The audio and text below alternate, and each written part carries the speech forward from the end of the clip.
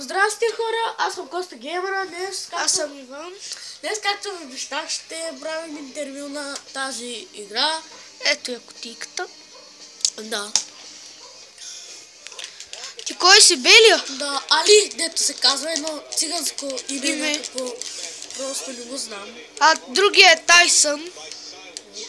Това е хубаво, трябва да се пазим и да го прибием този черен долен букук. Дето. Ей, Мазут.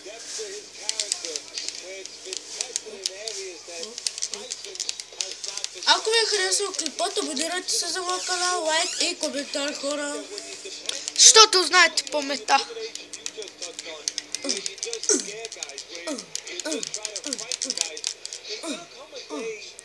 Ти го разби, бе.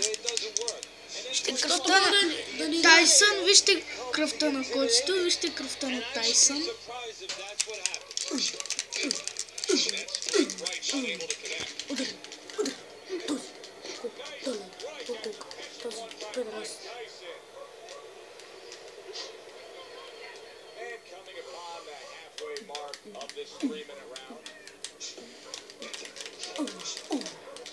Какъв удар!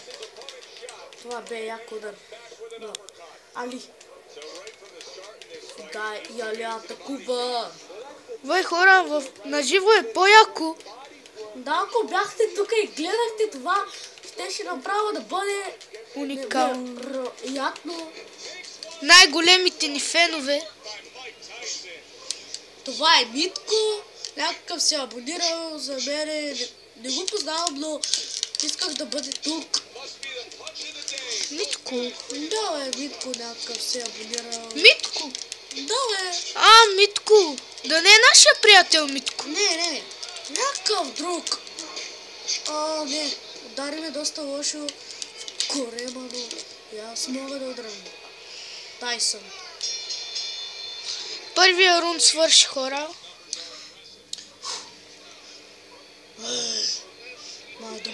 Добре си. Добре, Али, добре си. Дай. Уау. Сега започвам битката. Защо? Ето, започваме.